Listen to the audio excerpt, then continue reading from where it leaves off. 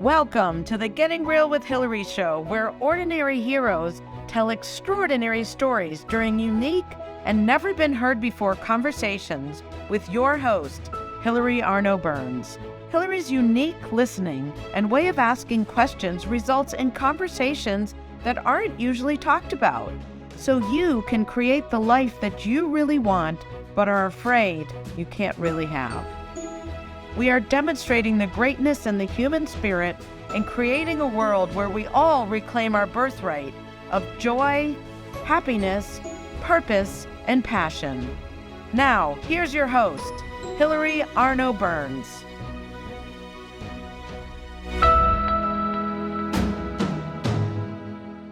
Welcome to the Getting Real with Hilary show, and today we have a very special guest. This guy is very different from my other guests, but I think you're going to love him. He is the author of 2 books, The Day After, The Life and Times of a New York FBI Agent, which is his second book, and the first book is Just Another Day. So, Jason Randazzo is an author, a retired former NYPD police officer, former NYPD police officer and a retired special agent FBI agent. So he is the real deal, and he wrote these books, and I recommend them highly, and I'm going to bring him to the stage. Welcome, Jason. Thank you very much, Hilary. Very nice How'd you introduction. I like appreciate that? it. It was nice. All right, good. So I spent the last weekend reading his book, so I feel like I'm also on the streets, in the cars, chasing fugitives and busting up drug busts, all the things that he used to do. So if you're interested in that life, and it's not, I'm assuming, it's not a movie. This was the real thing. So one of my questions is, how, you know, I know sometimes you change the names, but I'm Yes. assuming a lot of times it was their real names. And how was that okay that you could do that? How were you allowed to do that? Oh, well, let me first offer that the stories in the books are all true. Everything that I wrote in there is uh, things that did happen in real life. And yeah, I bet just about all the names I think that I put in the book are the real names. There was no real rules, hard and fast. If I did change some names, I know one in particular was a name that I had in terms of. Okay, it wasn't a case I worked, but it was actual a personally involved case that I had in which I was friends as well as a group of friends that I hung with at the time, and I'm talking about back in the I guess late '70s, early '80s. When you were growing up, these were your boyhood friends, right? Yeah, yes, and actually, this is before I even became a police officer. I grew up. I was born in Brooklyn. I grew raised in Queens, and there was a point where my friends and I had become friendly. Some of my friends had known a gentleman named John Diagnes through the Boys Club, and John had opened a bar with a friend of his who was a Vietnam War veteran named Richard Godkin. They opened a bar in Woodhaven, Queens, and just on the basis that we knew John, it became a place that we thought we'd feel comfortable going and hanging out on weekends, as well as a lot of our friends from the neighborhood. But unfortunately, there came a time, uh, and it just and we were there all the time. I mean, I still remember watching the Super Bowl where the Raiders beat the Eagles at that bar. I think that was 1980. And I mean, we were there every Friday and Saturday night. Can't miss.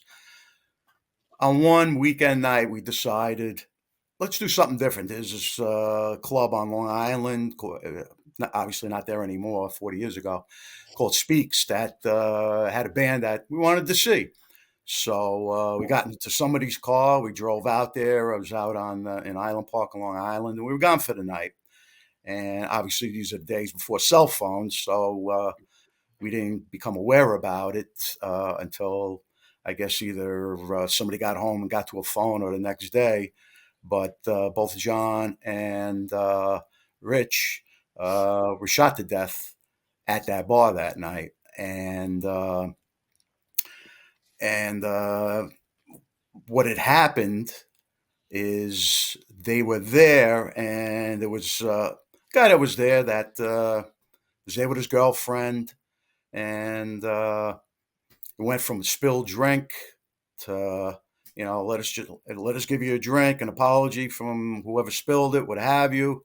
And this guy felt disrespected, and unfortunately, this guy who in our neighborhood at the time, being that we were very close in relation, geographically speaking, to an area, Ozone Park, and more prominently known Howard Beach, that had a very well-known Italian organized crime element uh, there, both in not only congregating at a club. It was called the Bergen Hunt and Fish Club on 101st Avenue, but also a lot of the members of that club of the Gambino crime family lived in Howard Beach. Unfortunately, this knucklehead was friendly with members of that crime family, and upon feeling disrespected about this spilled drink, left with his girlfriend after he just didn't want to have the drinks that were offered to him gratis and an apology, and they said, you got to leave. Well, he left, and he came back with two other guys who were members and associates of this crime family, and they came in and shot John first, and then Rich hopped over the bar to help his friend, and they shot and killed both of them. So there was a whole story to this in which uh, it incorporated a lot of things. There were things at the DA's office that were let's say didn't ring out. And as far as the prosecution of these guys, which didn't happen for quite a while, and years later under an administration that was far down the line, there was also rumors of police interference with the investigation of this. So the long of the short of it is that the three individuals that were involved in this incident didn't face justice, and I detail in my book about what had happened, and it was pretty intriguing. There were a lot of aspects to it that finally brought it to a head. I believe like 20 or so years later, where the Queens District Attorney's Office finally did prosecute the people that were involved, and did get convictions in this matter so many years later. And I mean, Were you a policeman then, or had you not no, this is done before I it? became a cop. This is when I was just another guy in the neighborhood, just hanging out with my friends, and um, And how old were you then? I believe it or not, back in the time, I had just kind of stayed ahead of the drinking age. So the drinking age was 18. Not to say that that was my first time in a bar, obviously, as most people back then were Right. getting in there whenever the bouncers would let them. But um, I guess I guess 19, 20 years old, I guess at the Okay. time. So Uh, what kind of impression did that make on you? Like, what did you was that just normal? Because I know when you were talking about, there were always gangs and there were fights, but I don't think it was killing when you were growing up. People would punch each other and that was it. When did it become like I'm dissed, boom, you're dead? Like that's kind of final. yeah, I mean, as far as my friends, my contemporaries, my peers were concerned, I mean, we grew up, we hung out, we had names of our groups. We got into fights with other people, which I also talk about. uh, in the first book. I mean, when I say we were gangs, I'm talking about really like loosely associated people that were involved with guns, drugs, even weapons. You I were mean, not. You were no, not we would gangs. have Yeah. fights with other, You had groups. baseball games and football games, right? Yeah, I mean that's mostly where we shelved out our aggressions on each other because we did have football teams that played against each other.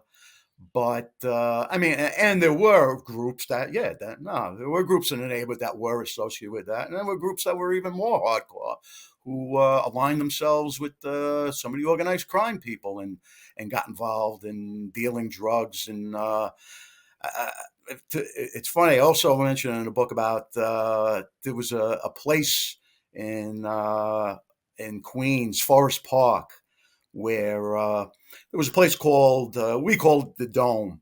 It's like a semicircular band shell up in the park that had this obviously large parking lot to accommodate the people that would come up there to hear concerts. But on the weekends, it was just a drug for a drug bazaar. It was just a free for all there. As a matter of fact, the Oh, Dome was wow. synonymous with what are we doing tonight? We can get anything we want. It was Okay, amazing. so part of your growing up, you had I know you had your athletic friends. Some of them went one way into drugs, they went into crime, they got into jail or a lot of them died. Yeah, You went, and believe it or not, some of those athletic friends were heavy drug users at times, wow. but I guess we were all young, so it didn't But really impede upon what they did. It was unbelievable. Yeah. but some, like, maybe they were, but some straightened out and some had real careers and families, right? Hmm. You went and had your career, obviously law enforcement, which is the opposite of, seems, the gangs and the mafia or whatever you call it now. But, like, what do you think was the difference that you went into? I mean, law enforcement, they went into breaking laws. Like, there you are, you're growing up on the same street, playing the same game, and yet, boom, like, what made you go one way and them another, do you think? I guess it's well. I definitely have to owe a lot to my mother. I mean, I lived alone with my mother. I was raised by my mother. I had no siblings, so she and I lived in an What apartment about your building. dad? Was your dad My dad left my mother when I was at a young age, okay? and he came into my life later on. And he would visit me. I mean, there was a point where I hadn't seen him, but then he was coming around again. I was his only child, so there was a point where he did come around and take me out, and we formed a relationship that just slowly built up into when I became a teenager. Started Mm, taking me on a couple trips, whether it be skiing, Puerto Rico, what have you. And then when I finished college and went to the New York City Police Academy. It was at the time, it's now in Queens, but at the time it was on East 20th Street off of Third Avenue. And my father had a travel agency, insurance, mm, did taxes, personal taxes, and it was located on East 14th Street between First Avenue and Avenue A, mm, right by Alphabet City. So I was able, at the time, we were doing alternate weeks, 8 to 4, 4 to 12, Monday through Friday. So on the second week, 8 to 4, I would walk over and see my father. And from then on into my 20s, for the next 6 years until he passed away, we developed a stronger relationship, a stronger bond. So he had a lot more influence on me later on. My father, although he didn't go to college, he was a very well-read individual. Actually played the piano mm. well enough that if he had kept that, he probably could have been a concert pianist. Wow. But yeah, and it was very interesting going to my father's office. He was in this like railroad office on East 14th Street, and my father was no, first generation American Italian. His parents came over from Italy. Italian? Yes, Italian. Oh, Italian. wow. Yeah, hence my last name. Right.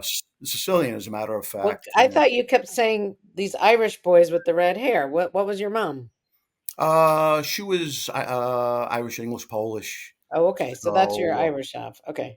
yeah, I guess A little so. That bit. my Irish appearance. I have my father's facial features, but I guess I Oh, got my mother's coloring, so that's why people interesting. assume that I'm Irish upon appearance. But Right. Well, I don't know. I thought you kept saying that in the book, but maybe you were talking about the other guys, the yeah, Irish. Yeah. All yeah. right. So it was funny. I used to go see my father, and I'd go over to D. Roberta's over on First Avenue and get him a double espresso, and Pauline, who worked at the front of the office, a cappuccino. I'd have a cappuccino, and I'd sit there. And although my father had the business, he did a lot of things for the Italian community. At the time there was still a lot of Italian immigrants from, especially in Brooklyn, Bensonhurst, Bay Ridge, who were, doing things as any immigrants did, making a living.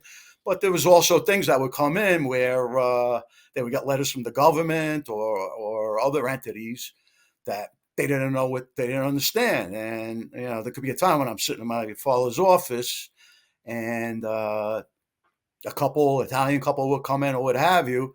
And then my father would sit there and speak to them in Italian. And they'd show them the letter, whatever, and he'd look at it and he'd kind of interpret it. Yeah, here's what you need to do, what have you. So, I guess in that route, in that way, my father had, the altruistic way of, Mm. just helping other people. And he was very gregarious. I mean, he held the attention in a room like no other. I always thought my father could have been like a college professor, the way he spoke. And he was, so, like I said, he was well read. So there was never a topic I couldn't bring up to him that he wouldn't have knowledge about it. How did he So, learn English? How do you think if he was was he born here well, he or was he born came? here. I'm He was sorry if born I'm here. getting it Oh, okay. right. But you said first generation. So I okay. meant first So he was born generation here. Okay. American Italian, Italian But he American. learned Italian at home and then he knew Correct. English from okay. Yes. Yes. Wow. It's Yeah. amazing. Yeah. Yeah. Yeah. So it sounds like he was a good person. He had good values. And then your Yeah. mom also Oh, absolutely. My was mother. a Yeah. what Yeah. did she do? What did your mom do? I know this term is kind of strange today, but she was a homemaker. I mean, she got a job just to bring in some extra money. I mean, Did your uh, father support her? he did, but I guess it was kind of I don't want to say the bare minimum, but I guess he gave what he could to us. I mean, our my mom wasn't below going to the church and getting government cheese and government butter. Right. Okay. We Made it didn't work. live. Yeah, I mean, we by no means lived extravagantly. We lived in a 60-unit building. We were on the top floor, um, but it was clean. It was nice. My upbringing by her was uh, what it should have been, and I learned basically from it was like almost like when they say kids brought up by a village. I mean, there was Mm. 59 other apartments of people that we all knew each other. It was all people that were just old, not old, but a lot of elderly people. You just learn good manners, Mm. holding doors, you know. You were a good boy. Yeah, I was a good kid, and I guess that in itself kind of played into wanting to go on the right side, as a lot of people did in my neighborhood. I mean, came time to take the interview for the police department. I mean, everybody was out there. It might have been a rough Friday night that we got up Saturday morning to go take it, but bleary-eyed and all, we got up, got your coffee or whatever it took you to get your head straight, and got there Mhm. and took the test. And I mean, I've And had, what made you want to do that? You could have done anything. What made you want to go I into guess policing? originally going in, I guess a little sense of security because, 20 years retirement, well, hopefully, I mean, in 1975, they did lay off cops, but by the time I was doing this, they were hiring them so much that they had to run different squads of students through the Wow. school that they were going through. They were putting like 2,000 trainees through a school that only accommodated uh, 700. So they had to Wow. put eight, like I said, eight the full 4 to 12s, and it was still crowded for each But they squad to get needed that through it. many people? Yeah, because Or they not only weren't hiring from 75 on, but they were laying off cops. So by the time I was going in 9 years later, in 1984, it was the uptick where after Gerald Ford famously proclaimed to New York drop dead, and as far as giving the city money to not go bankrupt, now years later it was coming back and things were getting good. And even though the city was even going through some tough times as far as crime and all, which it really was back in the 80s, I mean, when I was a police officer from 84 to 90, those were the years that New York City had led I shouldn't say, well, of course, it led the nation, but that it experienced crime, that we had the most homicides every year through that entire time, to where I think in 1989, 1990, they had 22 homicides those years. And in comparison today, I mean, when you have an uptick in homicides, 22 for the year? 2,200, 22. 2,200. Whoa. Yeah, so I mean, today they're Wow. getting 500 maybe at a bad year now, when just an uptick. So you can imagine how much was going on, and Why were there like so many? just drugs exploded. Whenever there's drugs, like the famous song by I believe it was Glenn Fry, with his Smuggler's Blues, with his drugs, there's guns. There was a Oh, lot of drugs. Crack was coming out, which was really exploding and just causing a lot of hardship. And you have drugs dealers. They're armed. They got to be so to prevent themselves from getting robbed. So I mean, I'm sure a lot of the murders back then were drug related, but it was crazy during those times. But it made for I hate to say, a good fodder for the book. There was a lot right. of things to write about during those years. Wow. So So, all yeah, right. So let's stick with your police years. How do you I mean, there's so much detail in the book. How did you remember all that, or you had places no, to go to research it? I mean, it's very yeah. detailed, very. Unlike what you would think for a typical FBI agent, my memory is not the greatest. Hence, I always kept a pad and pen in my car, no matter what.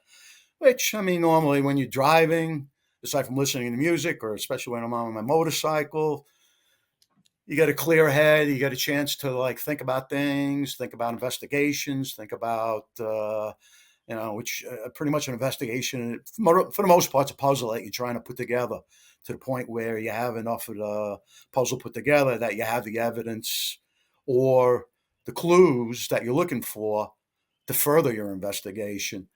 So I always kept pen and paper to write down things when I was driving. Hence, at some point when I mean, my intention wasn't to publish things. My intention was when I first started putting pen to paper, if you will, which was more fingertips to computer, was just to get stories down for posterity's sake Mm. that I thought maybe later on when I'm in my retirement years, my rocking chair, that when I'm trying to think of stories from back then, where I know 25, 30 years, if not more, I'm not going to remember. But if I get it down on paper, put it on the computer, which makes everything easier to store, that I'd be able to keep the stories to tell friends and relatives and people later on. So that's how it all started. And then Probably what made you do the first book? Just another day. Well, yeah, as I was saying, I was starting to put the stories down probably in the mid 90s while it was still Mm. fresh in my mind back then. And uh, I could go to my office when I had some downtime and write for a couple hours, write for a day, maybe write for a couple days in a row. And I might not write again for 6 months to a year. What made you switch to the FBI? Was that a I normal path or that's just what you wanted to do? Not so much then, more now. I mean, the FBI is also always taken from law enforcement as well as military, Mm. lawyers, accountants, uh, people that speak more than one language was always the big thing. Even more now, probably, especially if you speak certain languages, Arabic, Chinese, obviously. But that was a path to be considered back then. And I finished college, had my bachelor's degree. Back Mhm. then, it's changed since then, but back then, all you need, I don't know, you might have even just needed a GED to qualify to be a police officer. Minimum, I know, was a high school diploma. So I took the test, and police department called. And obviously, FBI, you have to be, I mean, minimum 23. Nobody gets into 23. I mean, uh, I was the third youngest in my class, and I was 27 at the time. Wow. So most people, especially today, I guess, are probably in early 30s. Basically, because obviously the FBI wants people who are pretty seasoned in what, Yeah. not only in education but in life before they come there. So yeah, my transition to the FBI. Yeah. You were So when I 27. joined, yeah, when I joined the police department, I wasn't really thinking about the FBI when I joined. I thought that was my career. I was in the police department. Of course, as I said, security is one thing, but you also want to do right by the neighborhood. You want to do good things. We all have this, hopefully, good element in all of us that we want to help our fellow human being. And after I graduated, I got assigned to Harlem and Washington Heights. And Washington Heights, the 34th From precinct. Is this the police or Yeah, the I'm sorry, this is the police department. Okay. Yeah, I'm talking about the 28th precinct is Harlem, 34th Mm. precinct, Washington Heights.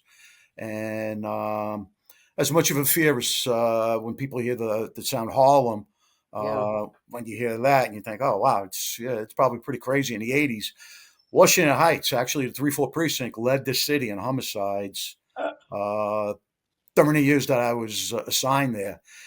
And it was Washington Heights was a place that not many people know where it is. It's the top of Manhattan.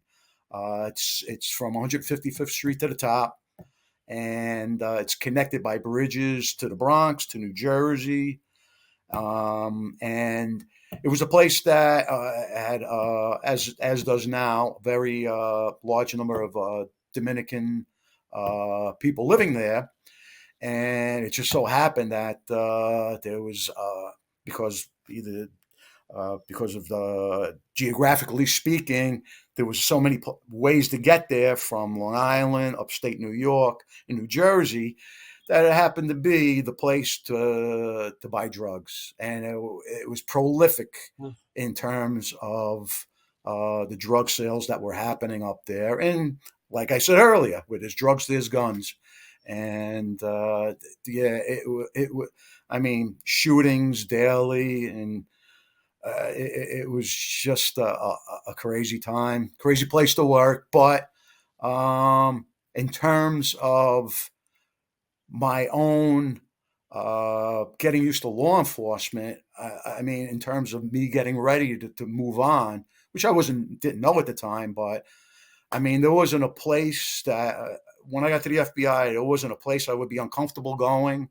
There Mm. wasn't. I worked in New York for most. I was in California for a year. Then I came back to New York, and I mean, as opposed to a lot of Asians that come into the office, especially at that time. I mean, they might be coming from Omaha. They might be coming Mm. from a lot of sections of the country, and I was just familiar with New York, and not just the neighborhoods that I grew up in, but neighborhoods that I had never seen before. Mm. and I could go with other agents to places that, in a way, I was comfortable with. I could go up Yeah. to a tenement up on 128th Street and St. Nicholas Avenue. I'd been there before, and it really helped in my transition Yeah. to the new job, Wow. which I didn't anticipate going until a couple years into the NYPD. I took the sergeant's exam. I was on the sergeant's list. I would have been promoted at some point. I also took the exam for the fire department just in case there was. I wanted to make a change because after a while, 4 or 5 years, all you're doing is just answering calls. You just go into Mm. shots fired, man with a gun. After a while, it's like I need something a little more stimulating. Mm. And fortunately, the FBI was the place. I put in an application, and fortunately, by the grace of God, I just had the right minutia that came out of my mouth when I went to my interview in Yeah. front of the panel of three agents, and I had enough stuff on my application that they looked at it and they said, "Yeah, we're picking you." And I mean, it definitely was a blessing, and I know how Yeah. many applicants they go through to get each candidate to send to the FBI Academy in Quantico. So, Wow. I really blessed myself that I got there, and it was a great change. It was a place that you can not only just do law enforcement, and fortunately, through the entire time I was there, I mean, some people get there and they get a little disenchanted, especially if you're a cop or Mm. military, and then you wind up going on like back then it was divided between the criminal division and the foreign counterintelligence division, Wow. All and right. On that note, hold that sure, thought. We're going to go to our commercial break and we're going to come back with some tales from the FBI involving one of your boyhood friends who met you on the other side, right? So, yes, all yeah, it right. was, We'll be yeah, back. Hold okay. that thought. All Save that right. story. All right, good. All right. We'll be right back after a word from our sponsor.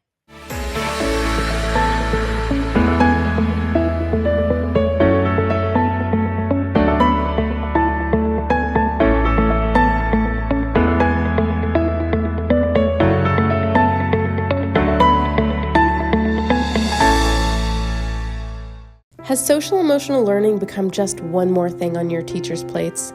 Do teachers and students both find it boring and ineffective? Then bring Kikori to your school.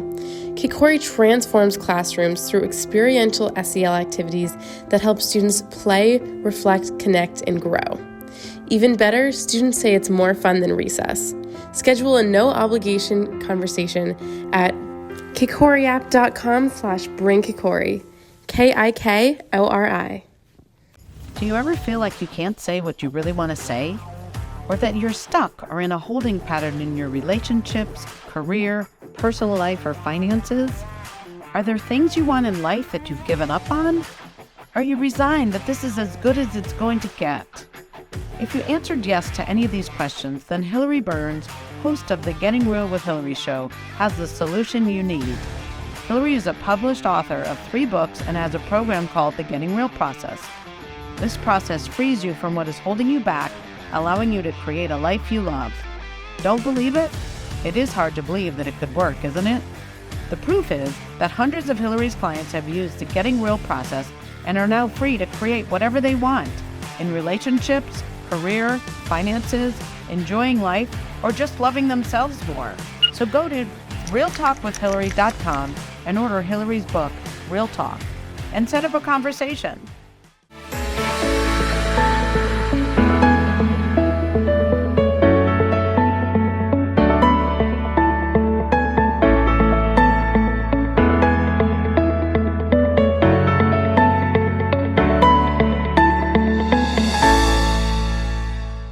Okay, thank you as always to our sponsor, kikoriapp.com. If you want to bring experiential, social, emotional learning to your schools, to your businesses, to your teams, go to kikoriapp.com and schedule a time to talk. It will change their lives and your life.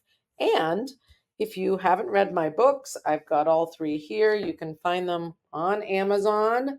And the Real Talk, the one that last commercial was about, if there are things you're not comfortable talking about, I know some people are, but some people are a little shy.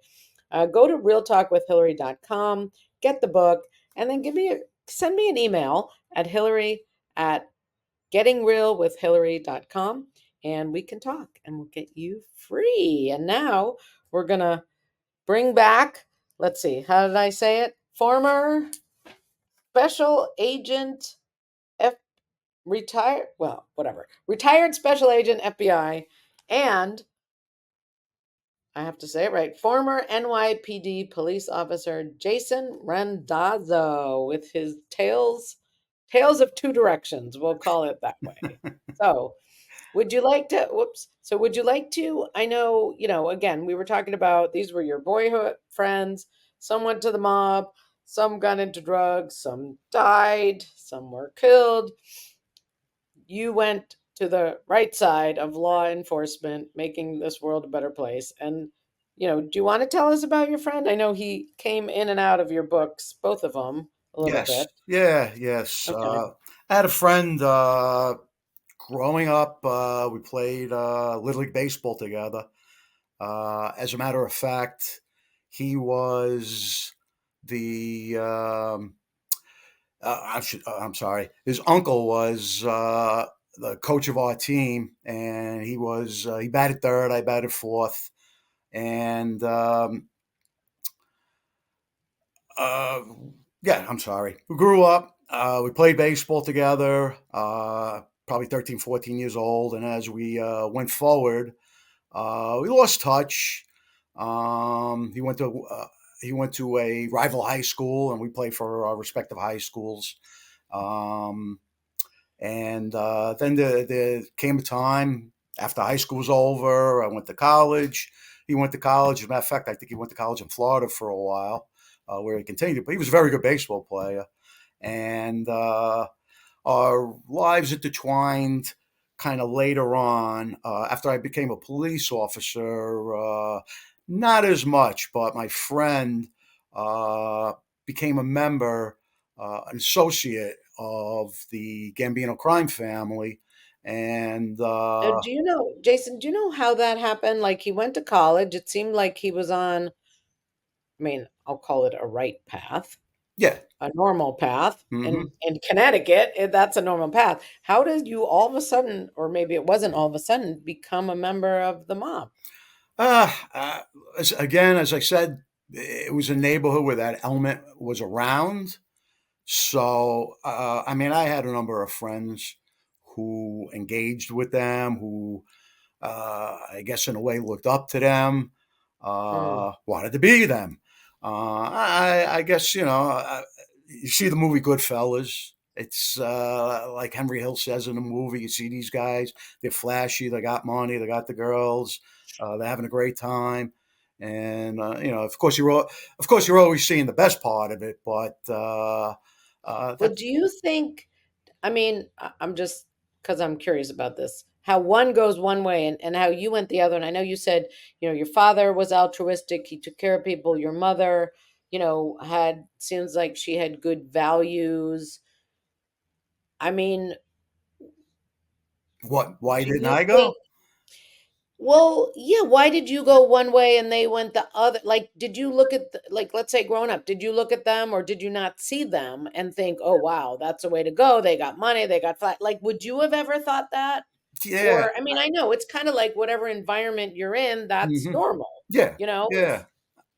but why do you think? Well, like I know you don't know, but just no, I you mean, could in a way guess. I do. I mean, like I said, It's good. growing up by my mother, by the people in the neighborhood, I just didn't want to. I didn't want to become a criminal. It wasn't in Oh, me okay. to hurt people.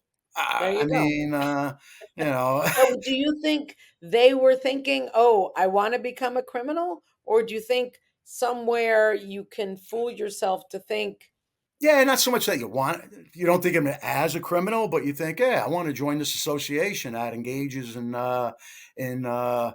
be it illegal things, illegal crimes. but they're doing well. And I guess it could be like a slow roll into it. Maybe, Mm, you know, maybe he's just hanging out in the club. Maybe he's just doing small favors.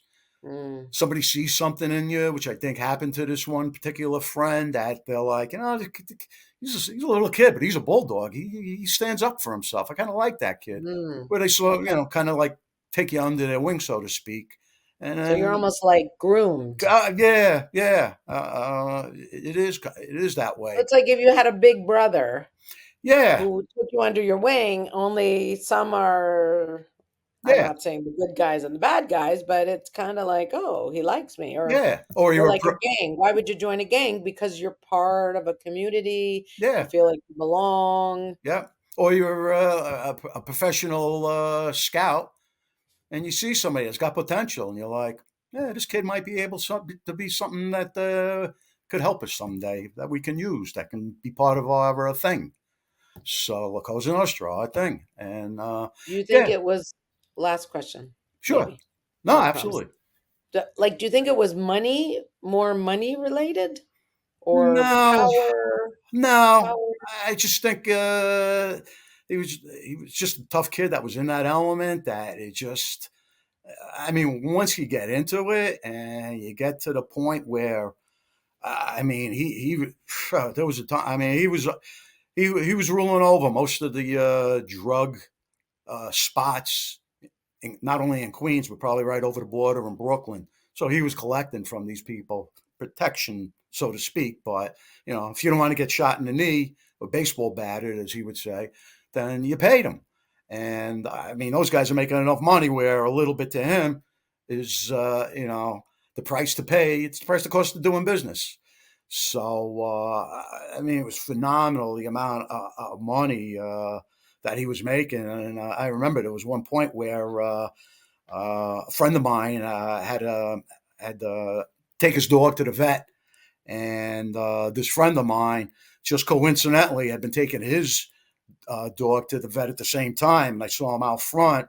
And this is one of the times that I would see him in the early years when I was still a cop. Hmm. We would come across each other because, I mean, I knew his parents.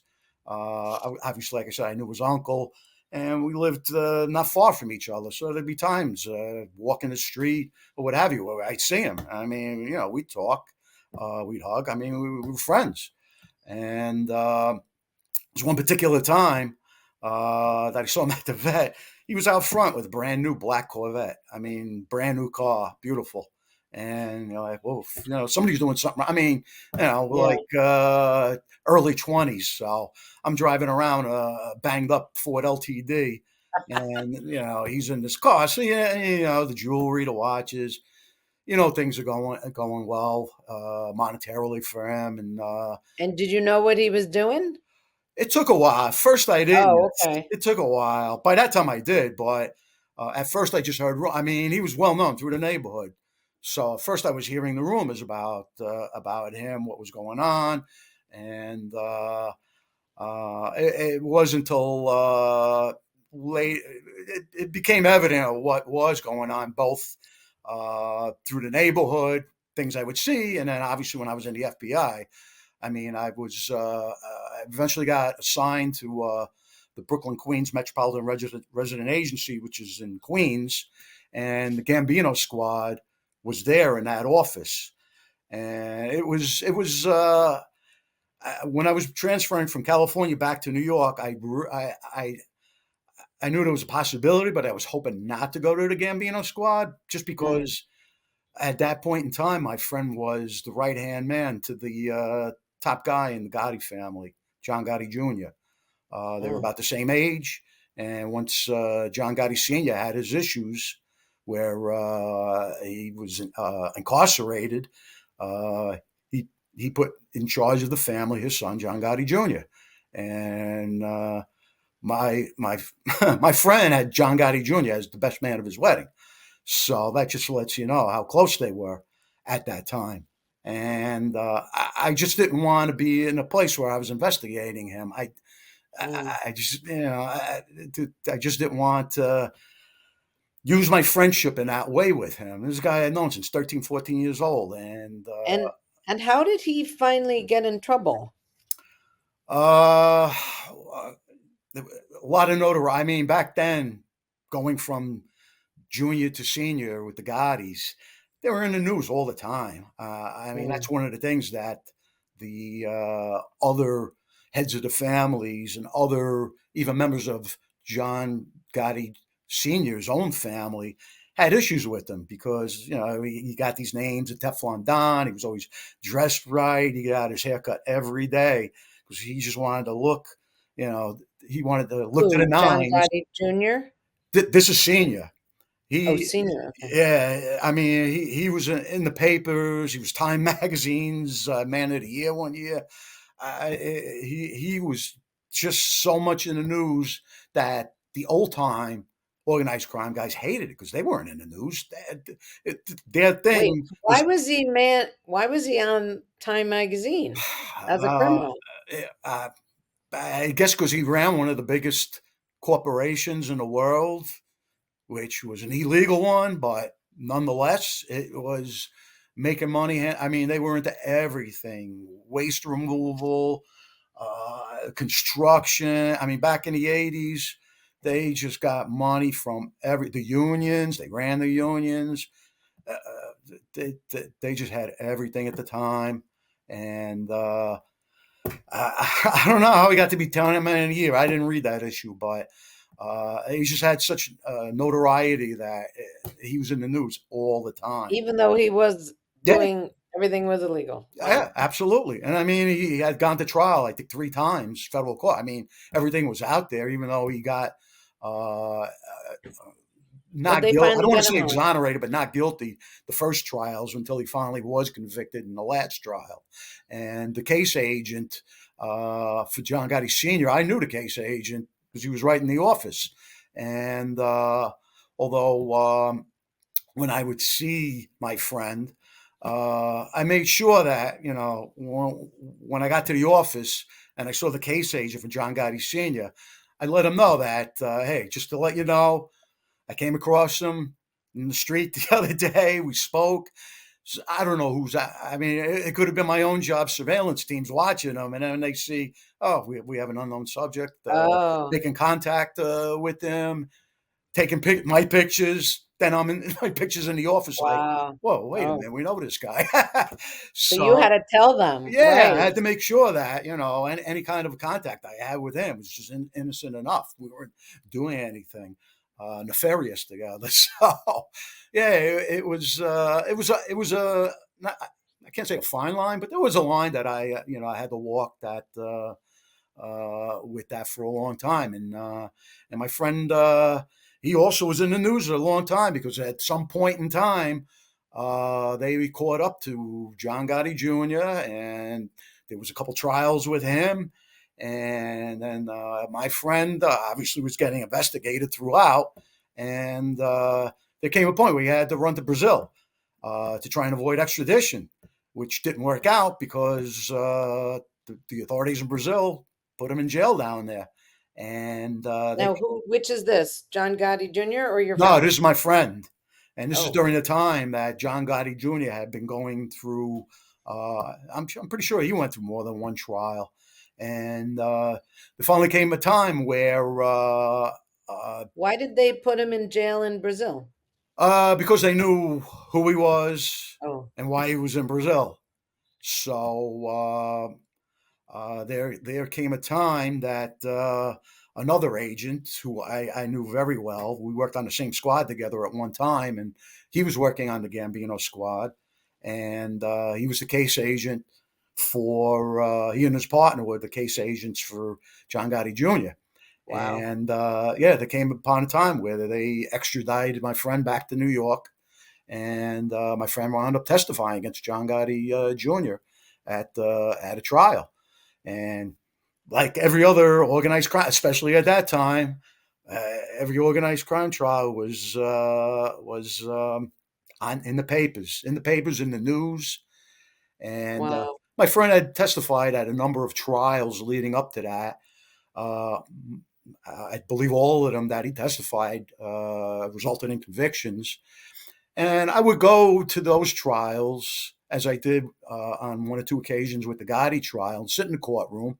And I would sit somewhere where you could see me, because I know most every Mm, face that he's looking out there in the courtroom are either people he doesn't know, or law enforcement that only knows because mm. of what happened, or like a lot of people that were in there were family members, associates, or what have you, of the person that was on trial. And I knew mine was the only face that he could look at and say, hey, there's a friend that I've known for 30 Mm. more years, played baseball together, hung out together, a lot of good times. I mean, this is a personal thing for him to be here.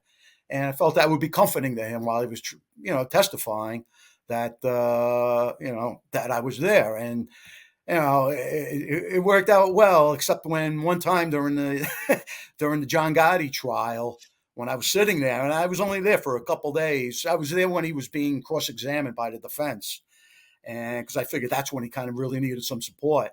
And while I was there, the defense attorney asked him, "Do you know Jason Randazzo?" And I must have went white, and I'm sure everybody who was sitting next to me looked at me like, "Whoa!" And there was a multitude of questions to him about our relationship. Wow. And yeah, I mean, yeah, it was, So you could have gotten in trouble.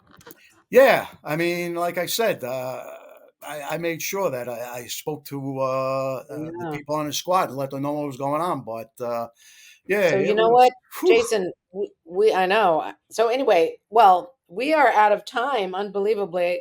Um, so but I would say just another day. Get that if you want to hear the rest of this story because it weaves throughout Jason's life. It's so interesting being on both sides. And then the day after, I would definitely get them if you want to hear Thank you. real stories, real I was going to say cop stories, police stories, and FBI stories. Definitely get that book. And in closing, Jason, what would you want for the world? I know, we had talked about some other stuff during our pre-conversation, but how would you want to see the world? I know you have a good heart, you believe in people. How would you want to see the world in just one or two sentences? Uh, well, real quick is, I mean, I, I don't have it in me to write any more books. I pretty much put all my stories out there, but I did at the urgence of or to say a push of a friend.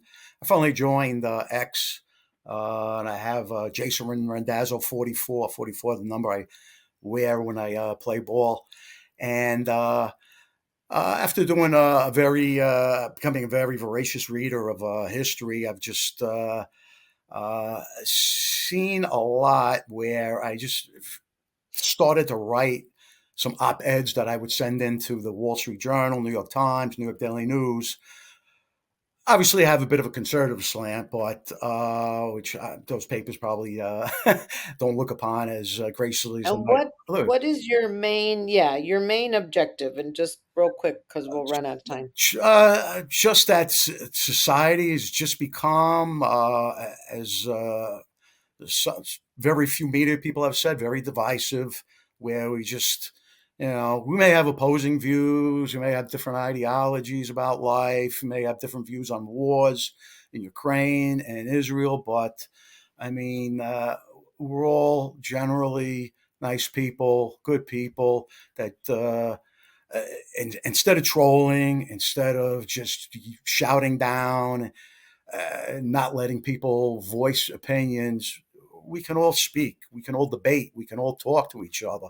I mean, that's what used to be done up until I guess the divisiveness that's come to the internet, where, and even public speaking, where people will go just to yell people down instead of like open up a forum to talk about these issues. Let's just not hear your side. There's always room in the middle, no matter. Nobody's right, nobody's wrong, totally. We Mm. all have a middle ground that we can all reach, and I'd just like to see people in this country come closer to that rather than where we are right now. And we could build each other up instead of tearing each other down. Absolutely. We have before. Hopefully we will again. Absolutely. Well, thank you so much for being here. Thank you. Any last word in closing? I just hope better days are ahead for this country. And we're not continue to go in the direction we're going. All right. Well, thank you. Thank you. Thank you. Thank you for your service. Thank you for your courage. Let's see. Your joy, dignity, and courage. Thank you. Thank you for serving New York and this country. I appreciate that. Thank you. All right. And we'll see you all next week. Thank you for watching this episode. I started Getting Real with Hilary when I discovered that I was a people-pleasing, pleasant phony and wanted to be more of my real self. We can grow together if you will like the show, subscribe to my channel, and share this episode with your friends and family so that we can have a world that's more real.